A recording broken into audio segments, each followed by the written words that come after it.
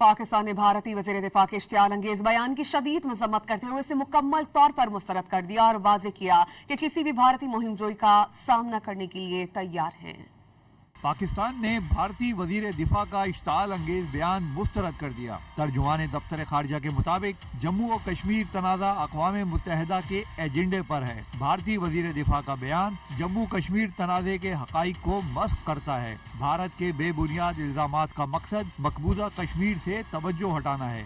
तर्जुमान दफ्तर खारजा के मुताबिक भारतीय हुकूमत अमन सलामती खतरे में डालने की पॉलिसी पर गामजन है। भारत पाकिस्तानी अवाम और हुकूमत को कमजोर न समझे। पाकिस्तान किसी भी भारतीय मुहिम जोई का भरपूर मुकाबला करेगा। मार्का हक में पूरी कौम और पाक फौज ने दुश्मन को ये बता दिया था। ये भी मुतालबा किया कि आलमी बरादरी भारत के जारहाना तर्ज अमल का नोटिस ले। वजीर दिफा ख्वाजा आसिफ ने भी भारतीय वजीर दिफा के बयान की मजम्मत की। एक्स पर कहा कि भारत सियासी प्रोपेगेंडे से हकाइक मस्ख नहीं कर सकता। ऐसे बयानात हकाइक मस्ख करने की नाकाम भारतीय कोशिश है। जम्मू कश्मीर का फैसला सलामती कौंसिल की करारदादों और कश्मीरियों की उमंगों के मुताबिक होना है। उन्होंने कहा कि भारत के पाकिस्तान पर बेबुनियाद इल्जामात रियासती सरपरस्ती में दहशत गर्दी के रिकॉर्ड के बाइस कबूल नहीं किए जा सकते। ख्वाजा आसिफ ने कहा कि भारत जनूबी एशिया में दहशत गर्दी की सबसे बड़ी सरपरस्त रियासत है। भारतीय वजीर दिफा के हालिया बयानात भारत में बढ़ते हुए सियासी बहरान और मोदी हुकूमत के खिलाफ अवामी बेचैनी से तवज्जो हटाने की कोशिश है।